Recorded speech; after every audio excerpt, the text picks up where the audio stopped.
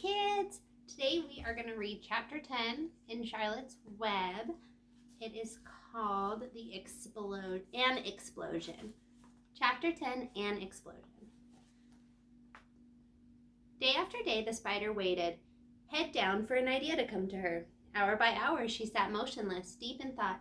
Having promised Wilbur that she would save his life, she was determined to keep her promise. Charlotte was naturally patient. She knew from experience that if she waited long enough, a fly would come to her web, and she felt sure that if she thought long enough about Wilbur's problem, an idea would come to her mind. Finally, one morning toward the middle of July, the idea came. Why, how perfectly simple, she said to herself. The way to save Wilbur's life is to play a trick on Zuckerman. If I can fool a bug, thought Charlotte, I can surely fool a man. People are not as smart as bugs. Wilbur walked into his yard just at that moment. What are you thinking about, Charlotte? He asked. I was just thinking, said the spider, that people are very gullible. What does gullible mean? Easy to fool, said Charlotte. That's a mercy, replied Wilbur, and he lay down in the shade of his fence and went fast asleep. The spider, however, stayed wide awake, gazing affectionately at him and making plans for his future. Summer was half gone. She knew she didn't have much time. That morning, just as Wilbur fell asleep, Avery Arable wandered into the Zuckerman's front yard, followed by Fern. Avery carried a live frog in his hand. Fern had a crown of daisies in her hair. The children ran for the kitchen.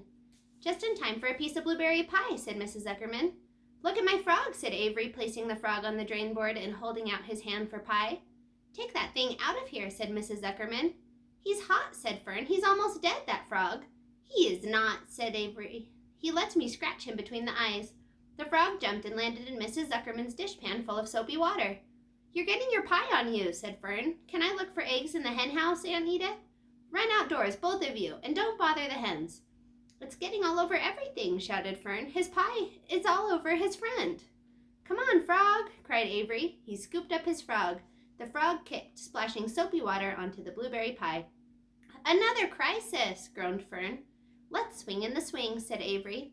The children ran to the barn. Mr. Zuckerman had the best swing in the county. It was a single long piece of heavy rope tied to the beam over the north doorway. At the bottom end of the rope was a fat knot to sit on. It was arranged so that you could swing without being pushed. You climbed a ladder to the hayloft. Then, holding the rope, you stood at the edge and looked down, and were scared and dizzy. Then you straddled the knot so it acted as a seat. Then you got up all your nerve, took a deep breath, and jumped. For a second you seemed to be falling to the barn floor far below, but then suddenly the rope would begin to catch you, and you would sail through the barn door going a mile a minute, with the wind whistling in your eyes and ears and hair. Then you would zoom upward into the sky and look up at the clouds, and the rope would twist, and you would twist and turn with the rope. Then you would drop back down, down, down, out of the sky and come sailing back into the barn, almost into the hayloft. Then sail out again, not quite so far this time, then in again, not quite so high, then out again, then in again, then out, then in, and then you jump off and fall down and let somebody else try it. Mothers for miles around worried about Zuckerman's swing. They feared some child would fall off, but no child ever did.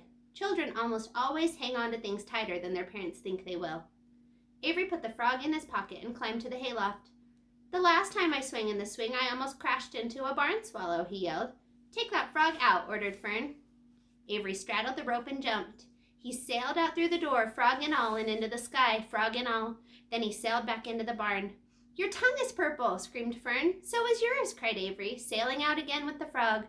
I have hay inside my dress. It itches, called Fern. Scratch it, yelled Avery as he sailed back. It's my turn, said Fern. Jump off. Fern's got the itch, sang Avery. When he jumped up, he threw the swing up to his sister. She shut her eyes tight and jumped. She felt the dizzy drop, then the supporting lift of the swing. When she opened her eyes, she was looking up into the blue sky and was about to fly back through the door. They took turns for an hour. When the children grew tired of swinging, they went down toward the pasture and picked wild raspberries and ate them.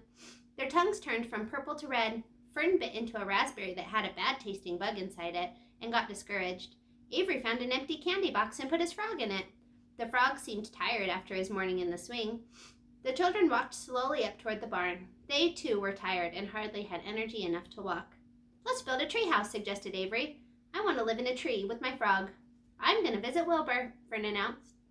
They climbed the fence into the lane and walked lazily toward the pig pen. Wilbur heard them coming and got up. Avery noticed the spider web, and coming closer, he saw Charlotte. "Hey, look at that big spider," he said. "It's tremendous." "Leave it alone," commanded Fern. "You've got a frog, isn't that enough?" "That's a fine spider, and I'm going to capture it," said Avery. He took the cover off the candy box. Then he picked up a stick. "I'm going to knock that old spider into this box," he said. Wilbur's heart almost stopped when he saw what was going on. This might be the end of Charlotte if the boy succeeded in catching her.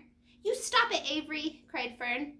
Avery put one leg over the fence of the pig pen. He was just about to raise his stick to hit Charlotte when he lost his balance.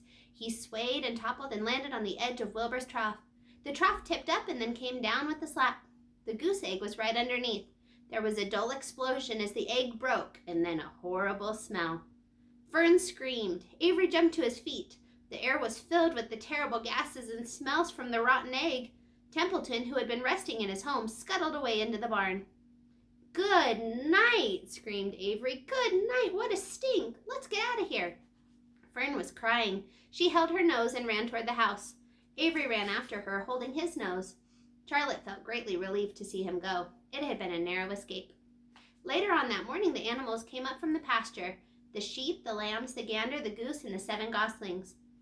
There were many complaints about the awful smell, and Wilbur had to tell the story over and over again of how the arable boy had tried to capture Charlotte and how the smell of the broken egg drove him away just in time. "It was that rotten goose egg that saved Charlotte's life," said Wilbur.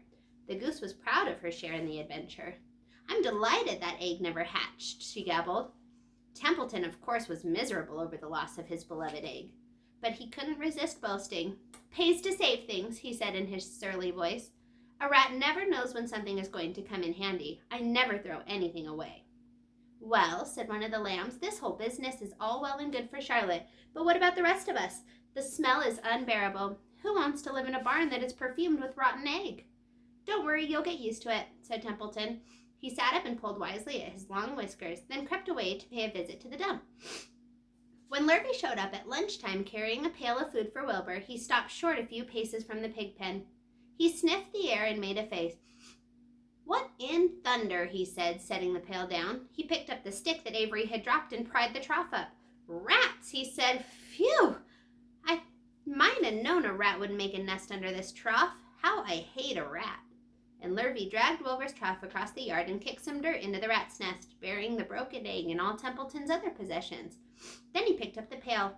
Wilbur stood in the trough, drooling with hunger. Lurvy poured. The slops ran creamily down the pig's eyes and around the pig's eyes and ears. Wilbur grunted. He gulped and sucked and gulped, making swishing and swooshing noises, anxious to get everything at once. It was a delicious meal. Skim milk, wheat middlings, leftover pancakes, half a donut, the rind of a summer squash, 2 pieces of stale toast, a third of a ginger snap, a fishtail, 1 orange peel, several noodles from a noodle soup, the scum off a cup of cocoa, an ancient jelly roll, a strip of paper from the lining of the garbage pail, and a spoonful of raspberry jello. Wilbur ate heartily. He planned to leave half a noodle and a few drops of milk for Templeton. Then he remembered that the rat had been useful in saving Charlotte's life, and that Charlotte was trying to save his life. So he left a whole noodle instead of a half. Now that the broken egg was buried, the air cleared and the barn smelled good again. The afternoon passed and evening came. Shadows lengthened. The cool and kindly breath of evening entered through doors and windows. Astride her web, Charlotte sat moodily eating a horsefly and thinking about the future. After a while, she bestirred herself. She descended to the center of the web, and there she began to cut some of her lines. She worked slowly but steadily while the other creatures drowsed. None of the others, not even the goose, noticed that she was at work. Deep in his soft bed, Wilbur snoozed. Over in their favorite corner, the goslings whistled a night song. Charlotte tore quite a section out of her web, leaving an open space in the middle. Then she started weaving something to take the place of the thread she had removed. When Templeton got back from the dump, around midnight, the spider was still at work. All right, thank you guys. I'll see you later.